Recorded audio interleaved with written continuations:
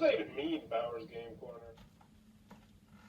Ahoy there, YouTube! I'm back again today for another game review. And today I'm very excited to check out the Oracle of Delphi from Tasty Minstrel Games. This is for 2 to 4 players. Ages 12 plus will take about an hour to 100 minutes to play. And this is the newest game from Stefan Feld, the immensely popular designer.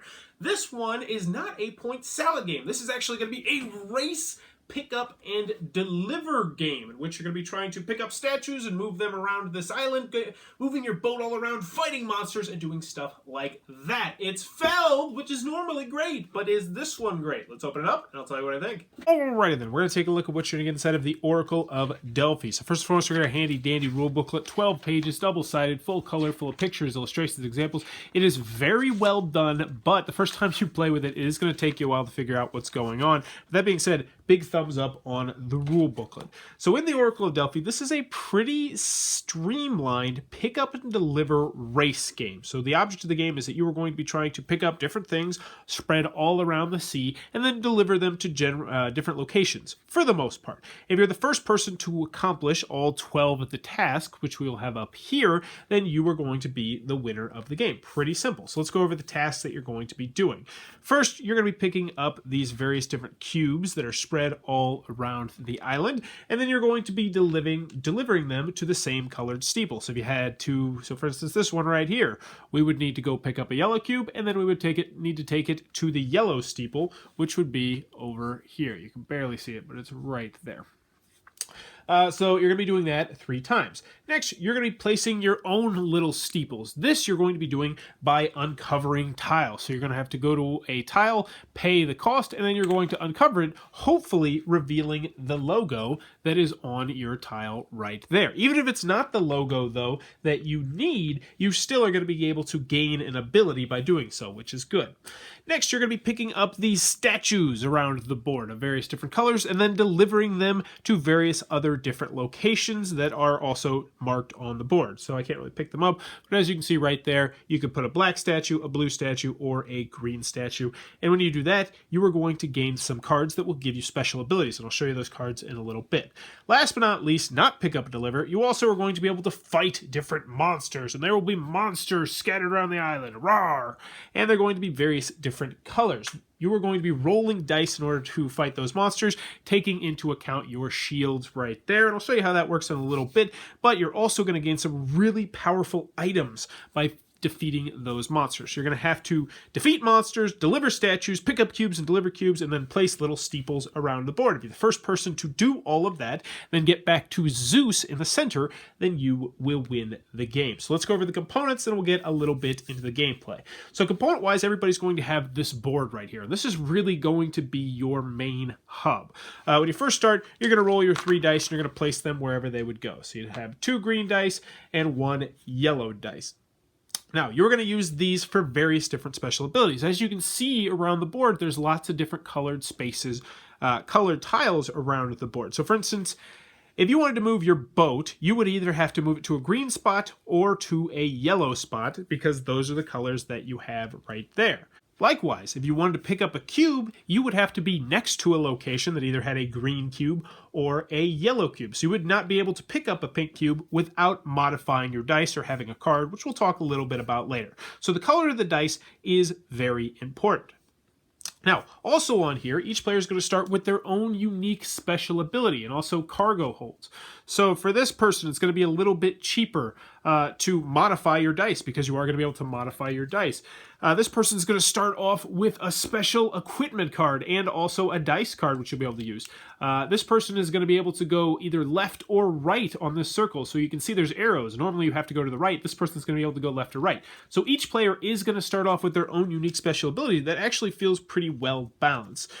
So let's just say we're going to give this guy, yeah, we'll do that one. So that way I can actually show you these cards. So he starts off the game and he is going to draw one of these cards. Now, what are these cards? These are equipment cards, and there's a lot of symbology on these cards, but they're going to give you various different special abilities. So for instance, this one, you may notice that there's all these spaces scattered around the board. Normally, you cannot traverse these spaces. However, this person can do that, which means they're going to be able to move a lot faster.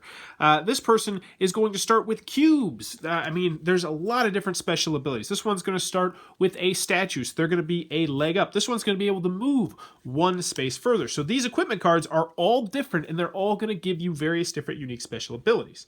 Also, they'd start with one of these cards right here. And this card just is a die. That's pretty much it. It's like having an extra die. You can use one of these cards on your turn. And these are very valuable to have because they essentially give you an extra action each turn. Also, you can gain these equipment by, as we mentioned, defeating monsters. So everybody's going to start with their own special ability. So next you're going to have this track right here. And this is the God track. And you're going to be moving these tokens up the God track. And once you get to the top into the God chair, you're going to be able to do a special ability on your turn for free. And the special abilities are down here, once again, symbology, but they are wildly popular. One will let you go to any spot on the board that you would like. One is going to let you heal all of your injuries. One is going to let you randomly flip over a tile anywhere around the board, which can be a huge swing in the game if you were able to successfully get one of your spots that you need. Because essentially you'll be able to accomplish one of your 12 goals you have. So these are very, very powerful special abilities. Next down here we have our shield, which you'll be keeping track of. You're generally not going to get too high on this, but you're going to be using this to decide if you get injured at the end of each round, and also if you're going to defeat monsters or not. And I'll show you how that works in a second. So let's go over, last but not least, you're going to have this right here, which is going to be able to tell you what you can do on your turn. And while it looks like it's a bunch of gobbledygook because of all the symbology, once you get up and running, it's actually very useful symbology that will tell you exactly the different actions that you can take on your turn. Last component I want to go over before we get started are going to be these right here. These, I believe, are called favor tokens, and you're going to be spending these to either move your boat one space further on your turn or move your die. So let's just say I don't need 2 green die, then I could spend 1 and I could make one of these green die into red, or I could spend 2 of these and make this red die into a brown one. So I could turn a green one into a brown one for 2. And I'll talk about more about that in the pros and cons, what I like about that.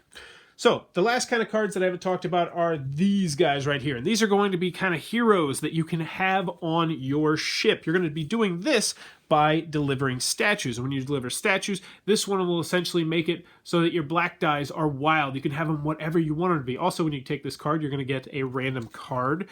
This one is going to make it so that you get to move your shield up too, and you're never affected by red injury cards, which we haven't really talked about injury cards yet. This one is going to make it so you move a lot faster, but only if you're moving 2 red spaces. So if you take that, that's really going to impact how you travel around the board. So let's show you how a mock turn is going to work. So it's my turn right now. I have a green die, I have a yellow die, and I have a black die. I'm starting right here, so let's see what I can do. I can move up to 3 spaces because, well, it says right there, there's a 3. So let's see. I have a green die, a black die, and a yellow die. So I could go 1, 2, and I could go over here and fight a monster. It's not really the best option early in the game, but you know what? I don't have any injury cards, so let's just go over there and fight a monster. And actually, you know what? I've got a better idea. We're going to go ahead and go to this black space, which is 1, 2, 3 spaces away. So we would take that black die and we put it in the middle. We use that accent. Next, I'm going to look over here and I'm going to see that there is a green island, a mystery island right there. So we will uncover that mystery island by spending our green die right here. We would flip it over and we would see if that corresponds to one of the things we have, which, lucky for us, it actually does. Bada boom, that matches up. So we would take one of our, where was that? It was right here. We would take one of these and we would place it on there, which means we can now discard this tile, also gain the special ability on the tile, but we're one step closer to winning the game after the first turn. Now this means we get to move up one of these things on the God track. Now also you might notice there's a 4, a 3 players, and a 2 players there. This is just for self-balancing. If you're playing a 4-player game, you're always going to start here when you move up. 3-player game, start there. 2-player game, start there. Really nice self-balancing thing. So let's just say I'll move the pink one up, and let's pretend it's a 3-player game, so I would move it up to the 3 space right there. This tile goes away. I've successfully accomplished that. Now I still have one more action that I can take here. I have a yellow action. So I could fight this yellow monster over there, even though it's probably not the best idea to do right now. And when you fight monsters, you look at your shield, and then you're also going to be rolling this 10-sided die, and you try to get higher than, I believe it's a 9. And if you get higher than a 9, then you defeat them.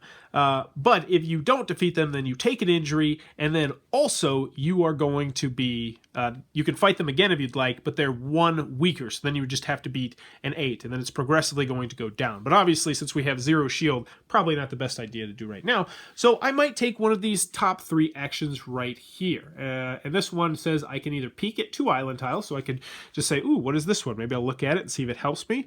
And look at there. It would, in fact, not help me, so I might not flip it over. So I could then also peek at another one, or I could take 2 favor tokens, so take $2, which will come in handy later, or I could just draw a card, a die card. This die card is going to allow me to use a red either this turn or in the future, and you can only use one of these cards per turn, so we'll just set that over here, even though it's not the spots you're supposed to set it, and that would be the end of my turn. So now that it's the end of my turn, I'm going to roll all 3 of my dice. Now this is where the game gets a little bit interesting, because if someone else is on the track, so they're not down here and they're on the track with one of these 3 colors, they get to move that god up 1 space. So, for instance, if they had a yellow guy, say right here, they could then move the yellow one up 1 space on someone else's turn. So you really are kind of cheering for people to roll specific colors on their turn, because that's going to allow you to move your gods up, which is very useful. So you're going to be going around, you're going to be picking up cubes, putting it on your boat, dropping it off, picking up statues, going on your boat, slowly but surely accomplishing these tasks, gaining the reward, and then once you've completed all the tasks, you're going to race to Zeus as fast as you can. The first player to get to Zeus is going to be the winner of the game. In the case of a tiebreaker, where at the end of a round, 2 players or 3 players or potentially even 4 players, which would be crazy, have all reached Zeus at the same time, whoever has the most of these cards in front of them is going to be the winner of the game, and that, in a nutshell, is how the Oracle of Delphi is played. Alrighty then, the Oracle of Delphi from Tasty Minstrel Games. What are my final thoughts? Let's go over the pros, let's go over the cons. First, on the con side, the game's not going to be for everybody for a couple different reasons. 2 to 4 players, or very restricted player count. Also, the first time you're playing this game, it's going to take you a while to get through that rule booklet, just because there's a lot of moving parts, a lot of moving pieces. There's 4 completely, well, not completely different, but there's 4 different tasks that you're trying to be accomplished. There's lots of actions that you can take on your turns. There's lots of special abilities that you're going to be able to acquire in the form of heroes and, you know, the gods or whatever, and then the equipment cards. So there's a lot to explain. And there's actually, you know, I'd say probably about a page or 2 is just going over all the different symbology, which is another con that some people are going to have, is there's a lot of symbology in this game. Now, I will say most of the symbology is very simple and helpful once you get going. But when you're first starting, you're like, what's this do? What's that do? What's this do? But I'd say about a third of the way through the game, you'll be like, oh yeah, that's exactly what that does. Any other cons I have with the game? You know, I really don't. This is probably going to be in my top 10 games of 2016. I like this game this much, so I really want to see if there's any other cons that I have with it. No, I can't. What? No. I really like this game a lot. The Oracle of Delphi is, without a doubt, I think the best Steffenfeld game that I've played, and I really like this one. I really like Castle of Burgundy too, but I like this game better. There's a couple big reasons why. First and foremost, this game, when you're first learning it, seems complex, and it's not. It's incredibly simple. Is it gateway level? No, but I think it's actually pretty close if you're a good game teacher. Like, there's nothing that complex about this game at all. Your decisions are for the most part easy, but on your turn, you have a lot of decisions that you could potentially do. Do you pick up cubes? Do you flip over islands? Do you want to move? Do you want to fight monsters? What order do I want to complete my tasks?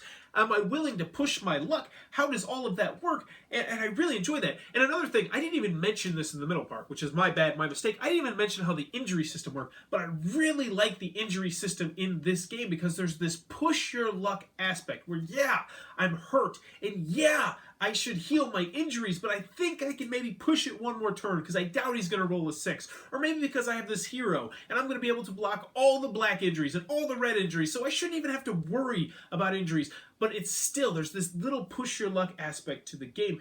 And another thing I love with this game is the race aspect of this game. And one problem I have with a lot of race games is there's a lot of other baloney. There's a lot of other things outside of the race. Like, oh, you want to try and collect sets of this because it'll be worth victory points at the end of the game, or you want to be trying to do this because it's going to do that. Like, I enjoy Jamaica, but there's other things you're trying to accomplish in Jamaica. Not this game. It is race. Go fast. I want to go fast. Like Ricky Bobby. You want to get to Zeus before everybody else. And yes, you can. There is a tiebreaker with the Oracle cards, but for the most part, I love the fact that the game does not try and handcuff you. Like, if you have 6 favors at the end of the game, then you probably lost, because you should be spending those and you should be flying around the board, picking stuff up, modifying dice, and I like that a lot.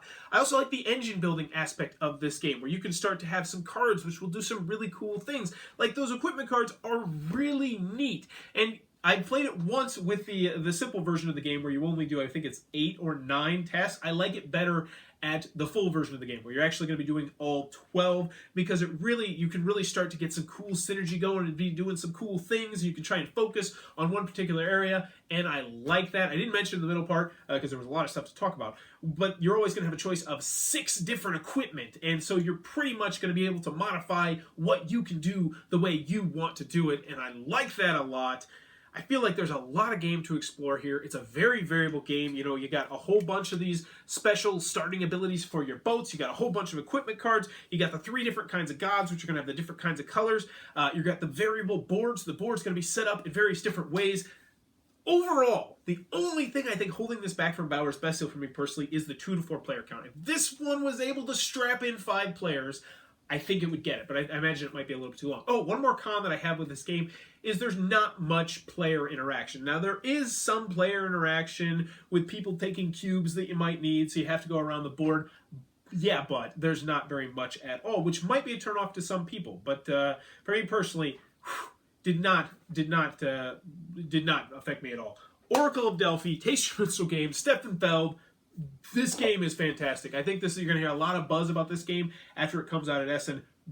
Great game. Highly recommended. I think this is my favorite pick up and deliver game of all time, and I think this is my favorite race game of all time. Oracle of Delphi, Taste Your Games. Definitely want to give this one a run. Give it a whirl? Give it a try. Give it a run. Give it a race. No, let's just cut to the end. If you enjoyed this, please be sure to click on that subscribe button down below in the comments below. Let me know. Do you know what the Oracle of Delphi is about? Now, I'm pretty sure it's religious-y stuff, which is not really my cup of tea. But actually, it's Zeus, so it's like Greek mythology. But apparently, as we were playing the game, a buddy of mine informed me that it's actually about somebody huffing gas. So who knows? So what's a good huffing gas themed game that you enjoy? Let me know in the comments below. I think this is the only one I know, until they come out with an Always Sunny in Philadelphia one. But as always, thanks for your time, YouTube.